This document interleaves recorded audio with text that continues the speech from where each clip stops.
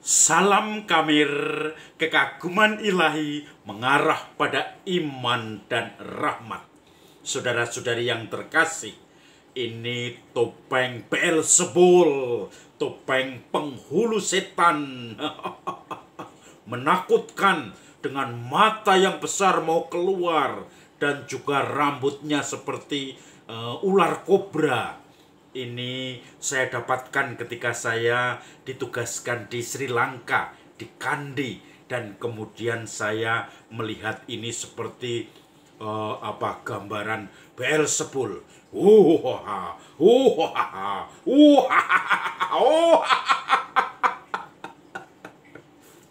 Saudara-saudari yang terkasih, hari ini kita akan mendengarkan Injil tentang orang-orang Farisi yang menuduh Yesus sebagai orang yang penuh kuasa, tetapi kuasanya adalah penghulu setan. Yesus membuat banyak mukjizat dan banyak pengikut mulai datang kepadanya.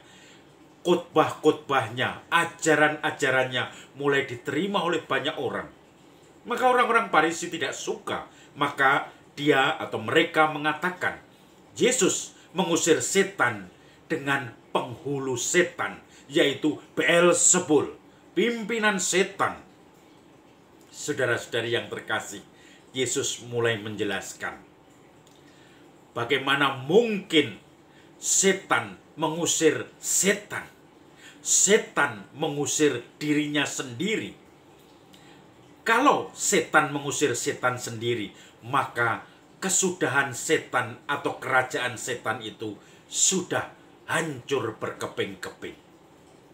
Kalau orang kuat mempunyai rumah dan juga segala kekayaannya, dia tidak bisa diambil harta benda dan miliknya kalau tidak ditundukkan.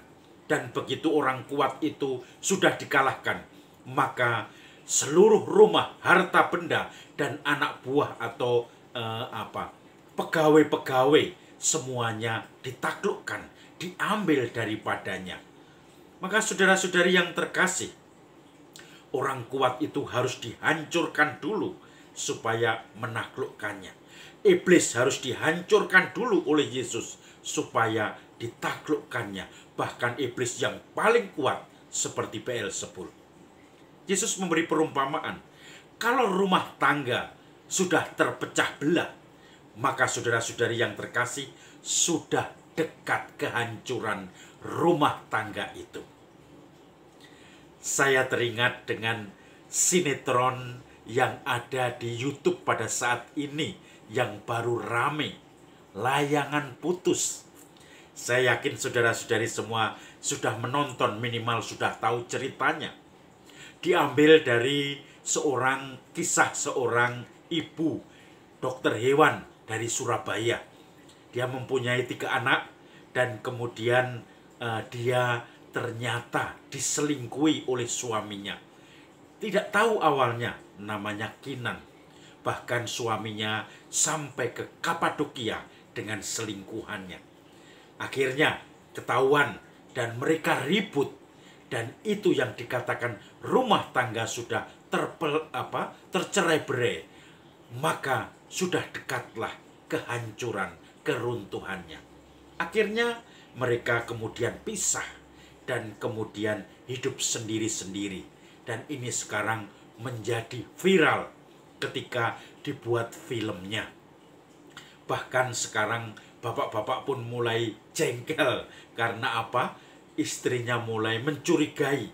Jangan-jangan orang-orang yang baik ini, yang nampaknya baik, ternyata dia mempunyai simpanan di mana-mana. Saudara-saudari yang terkasih, ketika dalam rumah tangga tidak ada kepercayaan satu dengan yang lain, kalau ada masalah saling menyalahkan satu dengan yang lain, tidak ada pengampunan di antara mereka, dan hanya mencari menangnya sendiri, mengikuti egonya sendiri, itulah sudah tanda kehancuran keluarga itu. Tetapi ketika ada kasih dalam arti memaafkan kalau saling melukai, kalau bisa ada rekonsiliasi, kemudian juga mulai ada melihat hal-hal positif dari pasangannya, dalam keluarganya, melihat tanggung jawab terhadap anak-anaknya, maka tidak sampai bersin seperti ini. Tetapi keluarga itu mulai melihat mana yang terbaik. Tujuan hidup untuk berkeluarga itu apa? Dan disitulah menjadi tanggung jawabnya untuk merawat keluarga, anak, pasangan, dan segala kesulitan-kesulitan serta kebahagiaannya. Maka saudara-saudari yang terkasih, kita bangun rumah tangga, keluarga yang saling mengasihi, dalam arti konsekuensinya saling mengampuni, saling memahami, dan di situ ada maaf dan ada juga rekonsiliasi yang terus-menerus dalam setiap problematika keluarga, supaya akhirnya tidak dikuasai oleh Beelzebul, oleh penghulu setan, dan kita pun menjadi pusing mengikuti mana yang enaknya kita, menguntungkan kita, tanpa memedulikan korban-korban dalam keluarga kita. Semoga keluarga kita selalu merasakan harmoni, saling memaafkan, dan bisa mengatasi Beelzebul yang mengajak kita menghancurkan keluarga, menghancurkan harmoni, menghancurkan damai dan kerahiman Tuhan. Sikap memaafkan sehingga kita menghadirkan kerajaan Allah. Salam Kamir, kekaguman ilahi mengarah pada iman dan rahmat.